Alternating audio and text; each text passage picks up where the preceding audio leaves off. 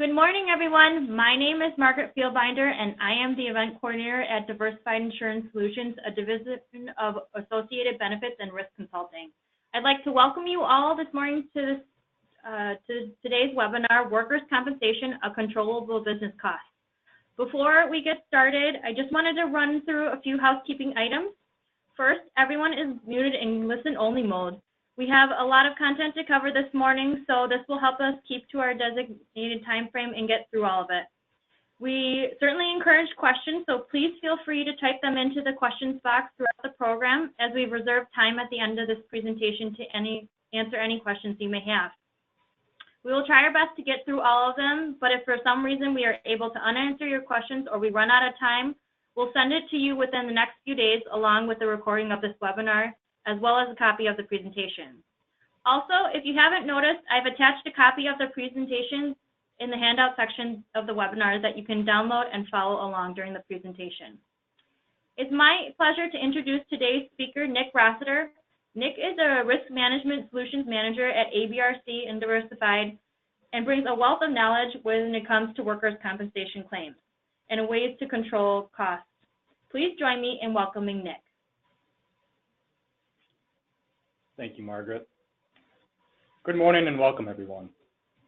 Today, we will be reviewing the workers' compensation system, and we will discuss some of the ways that it impacts your organization. Here's today's agenda. First up, we'll be going over the Workers' Compensation Act. We'll do a high-level overview. Following that, we'll go into how your premiums are calculated. We'll touch on your experience modification rating. This is an important factor that's part of your premium calculation. And finally, we'll go over some of the uninsured costs of accidents and ways for you to control costs. So what is workers' compensation? I'm sure many of you have heard of workers' compensation before. You probably have your own definitions. The definition that I'm going to use today is it is a sole remedy, no-fault system that provides benefits to workers following a work-related injury. A no-fault system means that it works by paying out claims regardless of who is at fault for the accident. Sole remedy is a component of the work comp statutes that bars employees from filing a claim against their employer, a tort liability claim, meaning that they can't sue the employer. Decades and decades ago, this is how our system used to operate. The injured worker would sue the employer, and this would end up creating a lot of hostility between the employer and employee. Both parties would go to court, and more times than not, the employer would win. They would use some of these common law defenses that you see here right now. They would use contributory negligence, meaning that if the employee somehow contributed to the injury, they shouldn't get benefits. There's the assumption of risk, meaning that if an employee is in a high hazard job, they should assume some of the risk for working in that position. And the last one is negligence of a fellow employee, meaning that if a fellow employee contributed to the accident, maybe some of the benefits wouldn't be paid out that way. So overall, with these common law defenses, they created a system that did not fully protect the worker. So instead of these defenses, we now have insurance companies that act as a buffer between the employee and the employer. The insurance company will handle the claims and will negotiate the settlements. The first workers' compensation law was actually introduced in 1911. It's an interesting fact. The first state to introduce a comprehensive workers' compensation law was actually Wisconsin. The point of workers' compensation is, of course, to pay benefits for an injured worker. Some of these benefits will include medical treatment, rehab, disability. If there's a fatality, there will be a payment made, and also other expenses. It's important to keep in mind when you hear the term lost time, income replacement is only 2/3 of an employee's weekly wage. The benefits they receive for lost time are not taxed, so that's why it's 2/3. So who is actually compensated with workers' compensation? A few elements must be in place. First, there has to be an actual injury. This is the most common sense one. Second, at the time of the injury, the employee and the employer must be subject to the provisions of the Work Comp Act. And third, at the time of the injury, the employee must be in the course and scope of employment. So what does course and scope of employment mean? It's basically something that the claim adjuster will look into when investigating whether a claim is compensable or not. They will likely ask the injured worker several questions. One might include what caused the injury. Upon investigation, an adjuster might find that the injured worker was actually injured at home in a non-work-related event. They might also find that the work environment did not present the hazard that caused the injury. One example that I'll bring up, let's say a person has a heart attack at work. Is this going to be considered work comp? I would say maybe, maybe not. If the individual keels over at their desk due to a pre-existing condition and the work environment did not contribute to the incident, I would say that's likely not going to be work-related. Let's say that the individual just finished a yelling match with a fellow employee. Let's say the person has a high-stress job. In that situation, you could argue that the work environment contributed to the heart attack and therefore would be compensable. Just understand that there's a lot of gray area in this, but the most important thing that you can do is submit the claim to the work comp carrier if you have a concern whether it might be work-related or not. It's not our job to decide compensability. It's the work comp carrier. So when in doubt, submit a claim.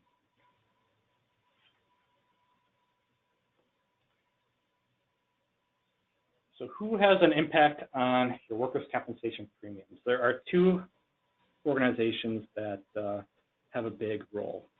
The first is the Wisconsin Compensation Rating Bureau, otherwise known as the WCRB. There's also the National Council on Compensation Insurance, or NCCI. If your organization operates only in Wisconsin, you're going to fall under WCRB. If you operate in multiple states, you're going to fall under NCCI. So the different factors that are taken into account when determining your premiums are going to be your job class codes. So each organization has different job classes. And these job classes are going to be based on the hazards of what the employee is exposed to. Each one of these job class codes gets assigned a rate by the state. A more hazardous position is going to have a higher rate. Lower hazard, such as an office person, is going to have a lower rate. Another factor that goes into premium calculations is your gross payroll. We're going to take the payroll for the past year. And they're also going to look at your past loss experience, otherwise known as your experience modification factor. Later on, we'll be going into that in a lot more detail. So taking a look at this chart here. In Wisconsin, most employers will have employees that fall under class code 8810, which is Wisconsin Office Clerical. If you follow along the line, you'll see the payroll that the employer had during the course of the year. And if you keep going, you'll see the rate that's assigned for 8810, which is 0.20. The last column is premium. This is calculated by taking payroll by the rate and dividing it by 100. So take 500,000 times 0.2, that's 100,000, divided by 100, that's 1,000. That's how that is calculated.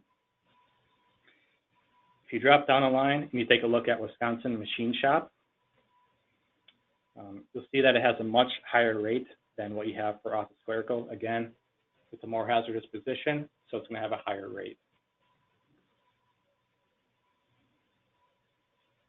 Once you have these premiums, as you can see in the right column, you're going to add those together.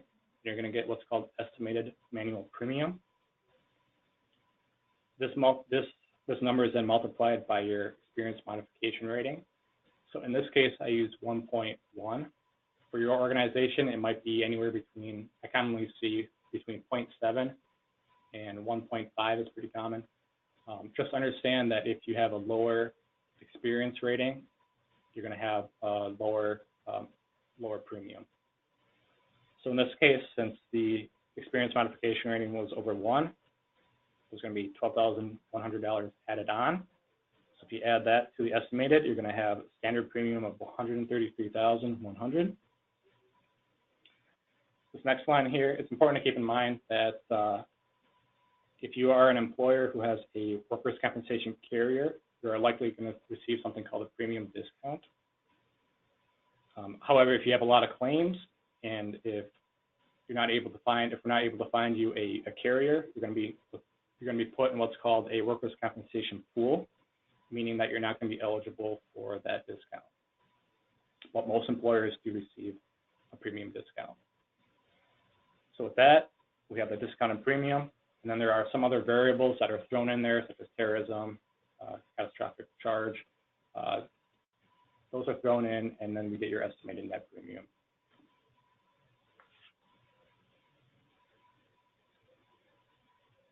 So one of the most important factors on that last page was the experience modification rating.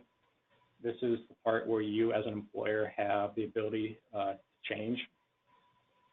The rest of it, your class codes and your payroll, you don't have any impact on those. So what your experience modification rating is, well, in my eyes and the eyes of most insurance professionals, is how safe or unsafe a company has been over a 3-year period. Each year you're going to get assigned a new factor, so you'll see that your factor could be going up or down. If you have a large number of claims, you're going to get a rating that's over 1.00. And again, that's multiplied by your premium, so you're going to end up paying more. So more claims, more severity with the claims, the more you're going to be paying. However, on the flip side, again, if you have less claims, you have a great safety program, you're going to be paying less in premium.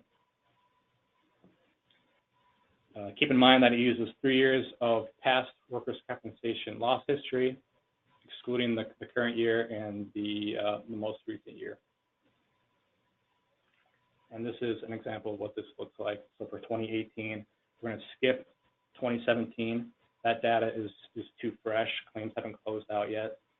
So we're going to be using data from 2014, 2015, and 2016. That's what's imported into the mod rating.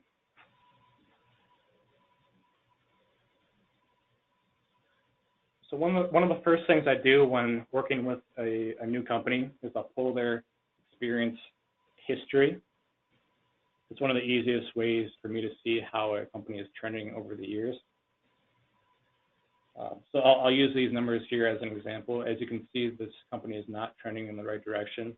In 2015, they had a 0.75, but it's steadily increasing, and we're all the way up to 1.12. If your history looks like something like this, it tells me that some changes need to be made ASAP. Otherwise, you're going to keep going in the wrong direction.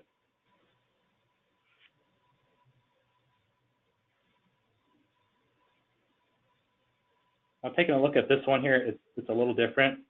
Instead of the slow increase, you have this large jump. Keep in mind, again, this is going in an unfavorable direction. It's going up, which we don't want to see. But it's important to keep in mind that this can happen from one single loss. One $200,000 claim can potentially throw your mod off drastically.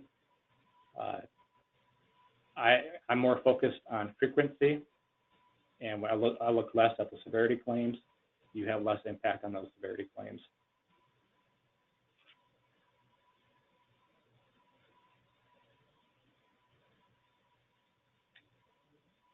So again, the experience rating takes into account payroll and loss history.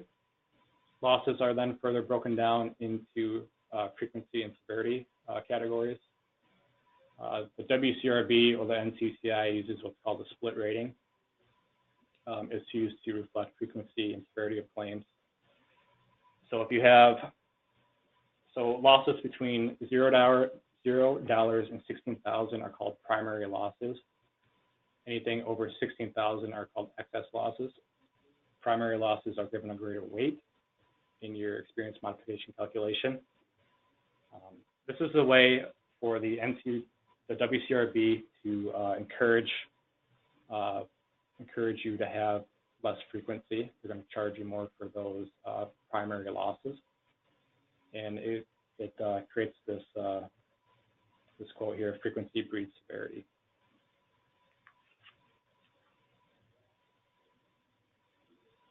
You may or may not have heard this term, medical only or indemnity.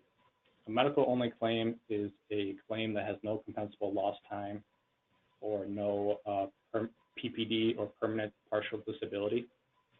That's what we call medical only. The flip side of medical only is we have an indemnity claim. This means that the claim has lost time or the employee has permanent restrictions. With lost time, keep in mind that there is a 3-day waiting period. So benefits will not be paid out for the first 3 days that an employee is off of work. Work comp benefits will commence on the 4th day. If the employee is off around 7, there's what's called a retroactive period where those 3 days will be paid. The 3-day waiting period will be paid. The benefits are based on a 6-day work week, and Sundays are not counted like you have with the OSHA record keeping, something to keep in mind.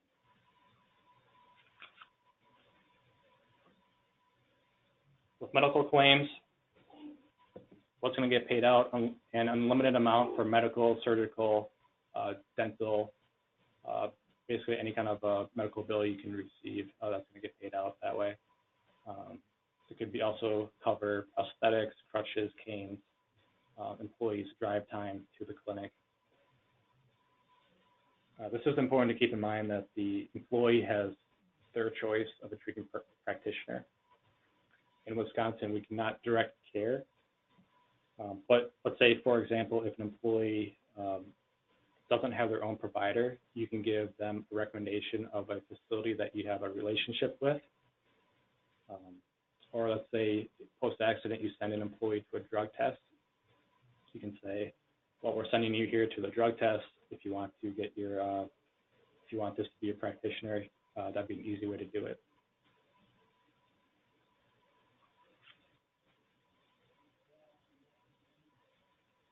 Some of the terms that you'll occasionally come across with an indemnity claim, starting off with TTD, that's temporary total disability.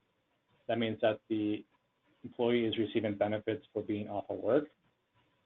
They're totally disabled from coming back in any capacity.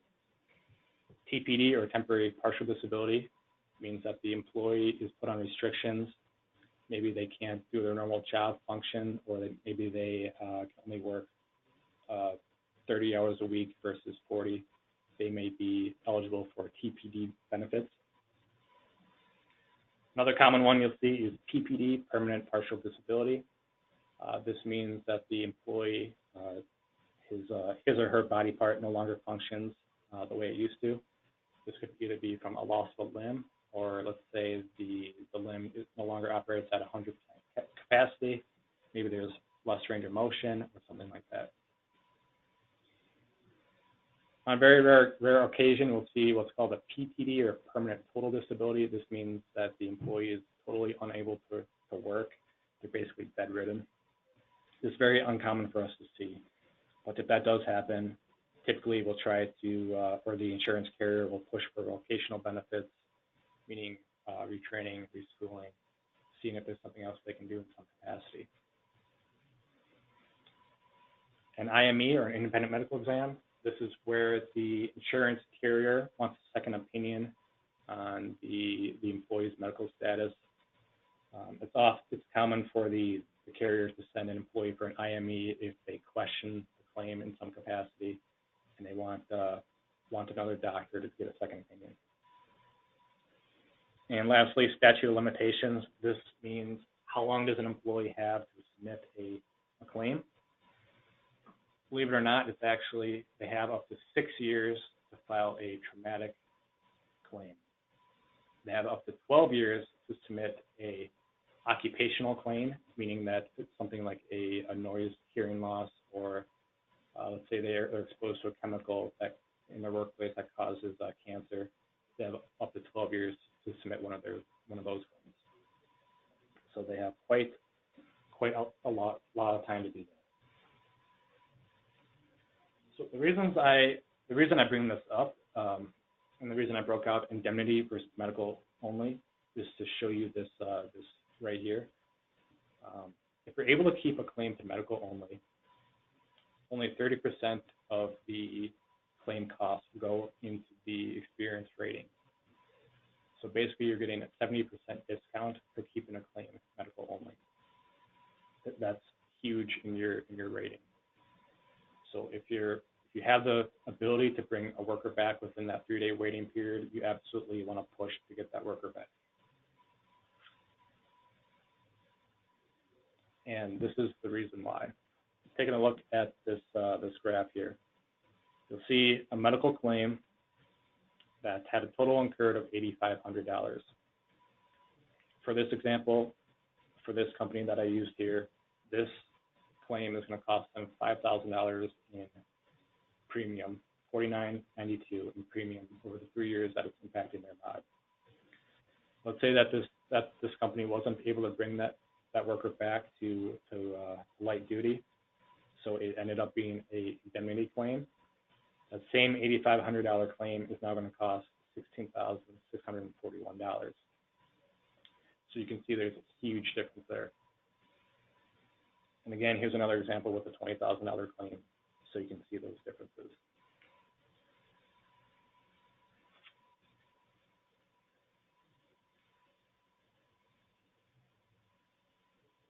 So now that you have a good understanding of the work comp system, we're now going to look at some of the other costs that an injury can have on, some of the costs that you can have on your organization.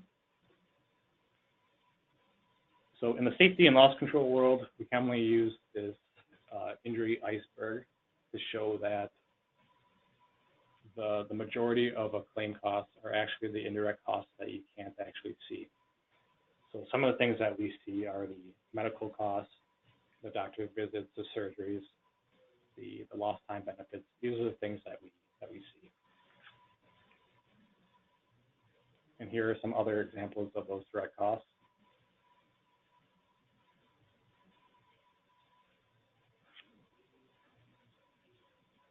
So those are the things we can see, but under the water, the things that we can't see are the indirect costs. These are the costs that impact your organization greatly. So first, indirect costs we have is pain and suffering of the employee. We have a worker who suffered great pain, and we have their family that is looking after them. So that is the factor you want to keep in mind. Another cost of an injury is overtime and lost productivity. So you might have to have someone fill in for that employee. You might have to do retraining, recruiting to get that position filled again. This can be a huge impact. You might also have equipment for product damage as well. You could have harm to the company's reputation. If you, God forbid, had a fatality, it would be all over the news, and it would be a huge detriment to the company. And lastly, you would have low morale. Employees are going to talk to each other. They're going to see that fellow coworker suffered an injury, and they're going to be asking questions why, and that will impact their morale.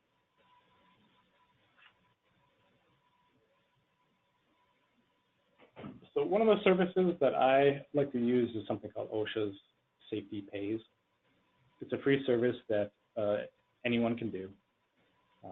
If you click this link, it'll go right to it. It is a step-by-step process to estimate the impact that the accidents have on your profit and sales. So here's an example of what this looks like.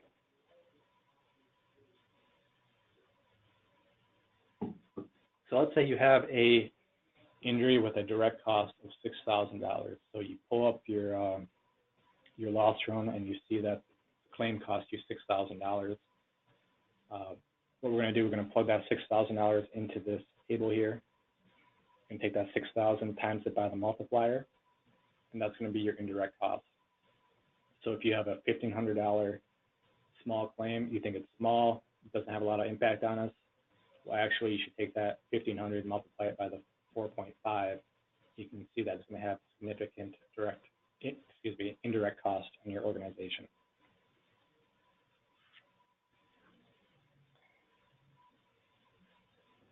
So if you take the direct cost and you add it to the indirect cost, you're going to have the total cost of the incident.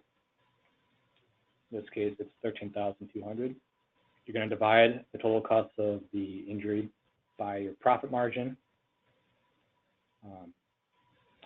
And here's an example of what this looks like. So you take that $13,200, divide it by your profit margin, which you want in decimal form, and that's going to be what you need to make new sales to pay for that loss.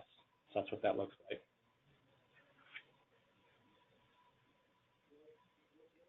Here's a graph just to break that out a little further. So let's say you have a $10,000 claim. Your company has a 5% profit margin. You're going to have $200,000 in new sales to pay for that injury. So it has a huge impact.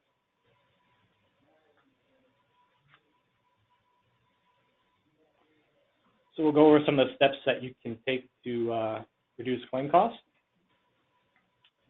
Loss prevention, this is my bread and butter right here. When I consult with a company, these are the items I like to focus on. So getting into it, you guys want to be focusing on bringing the worker back to safe and productive work as soon as possible.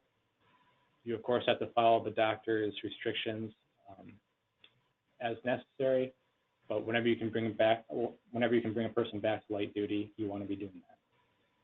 You want to make sure that you and your supervisors are setting a good example. People do watch you. They learn from you. If they see you walking out into your facility without safety glasses, they're going to look at you and say, well, he's doing it that way. Why should I have to do that? So it's important to lead by example.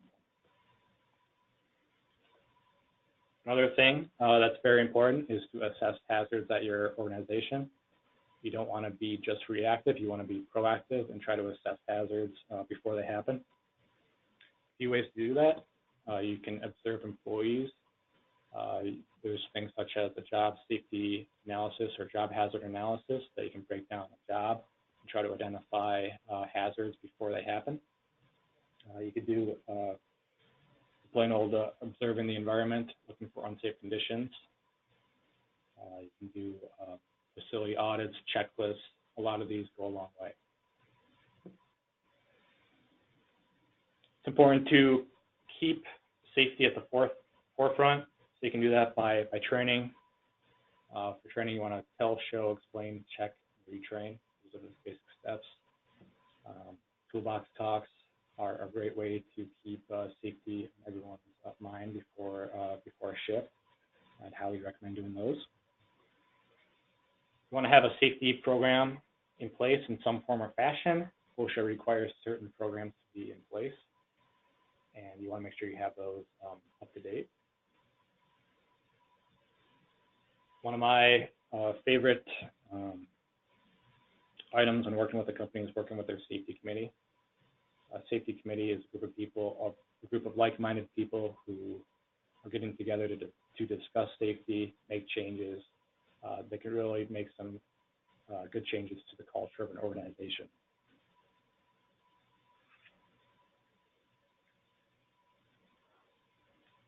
Cost containment. So with cost containment, one of the easy things you can do is submit a claim as soon as you're made aware of it. Data shows that for every day the claim isn't submitted, it increases in cost.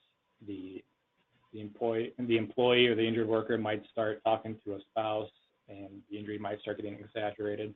The injured worker might start talking to an attorney, and you're going to have a legal battle that way. So do whatever you can to submit the claim right away, get the claim adjuster involved so they can stay on top of it. Following an accident is accident investigation. It's great to have good documentation of what actually happened with the incident. The whole purpose of accident investigation is to make sure that the claim doesn't happen again. So you want to document it, do a root cause analysis to determine why this injury happened. The basic premises with this is ask why 5 times, get to the root cause of why the incident happened and correct it. Otherwise, without this, you're going to have the same types of injuries over and over. When it comes to enforcement, we want to make sure it's fair and consistent. With this, you want to treat employees the same way. So again, employees will talk if you're doing something for one employee and not the other, so it's important to be consistent. Occupational health facilities, these can be a great partner for post-accident injuries. So one of the things you can do is to develop a relationship with one of these occupational health facilities, have them step out to your facility, maybe have their doctors step out so they can actually see the work environment and they can see what the employee is actually doing. We talked about this before, but use aggressive use of modified duty. Of course, you want to have open communication with all parties. All parties includes the injured worker, the carrier, and yourself. You want to make sure that any information or any updates is getting to the right party. So those are the main items we look at when it comes to cost containment and loss control. If you have any questions at this time, we'll get those answered. Thank you, Nick, for sharing that great information. It looks like we do have a few questions, and if you do have questions, certainly type them into the chat box as we walk through these. Or if you have any questions later after this webinar, feel free to reach out to myself or Nick. So Nick, how do you obtain the modification ratings to see what they have done? So the first step I would take with that is to contact your broker, whether that be us here at Diversified or whoever you have. They can easily gather that from the WCRB. You can pull up a history very easily. So I would go to your broker for that. Great, thank you. And how do you submit for mileage? That's going to be on a case-by-case basis. For you want to communicate. Each insurance carrier is going to do it a little bit different. So speak with the claim adjuster, and they can help with that information. And what happens if an employee doesn't report an injury within 24 to 48 hours? Well, you do want to have a policy that requires the employee to report injuries as soon as they're made aware of them, or as soon as they are made aware that it's a work comp injury. So you can follow a progressive disciplinary action policy for that. Again, we're not disciplining for having the injury. We're disciplining for not reporting. So it's a fine line to walk there. But yes, you want to make sure you have a solid policy in place that you could even have the employee sign off on the policy stating that they will report injuries within a certain time period.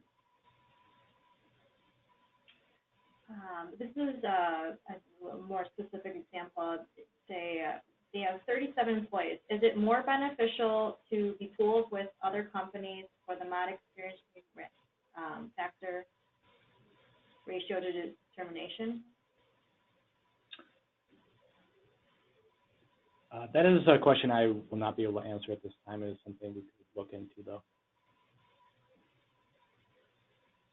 And how much would you be saving when you bring back an employee to work to just sit and watch videos or to do office work when they didn't do that before? Right. So, bringing a worker back, I often get the question, well, why would we pay this employee to just sit there and do nothing? I have run cost-benefit analysis using the employee's wages, and I compare that against the savings you would have for having a medical-only claim. There is a benefit. You will receive, there is more of a reward for bringing that worker back. I'll just say it like that. If you want an example of that, I can share that. But keep in mind, if you just have the person sitting in a break room, it will be more beneficial. I hope that answers that question. Wonderful. Thank you, Nick. It doesn't look like we have any more questions at this time, but feel free to reach out to myself or Nick if you happen to, if one happens to pop into your mind later. On behalf of Diversified Insurance Solutions and Associated Benefits and Risk Consulting, I'd like to thank you all for joining us for today's webinar. We hope you found value in the information presented. Just as a reminder, I will be sending a recording of the webinar as well as questions that were asked with their answers and a copy of the presentation itself. Thank you so much again, and hope you have a great day.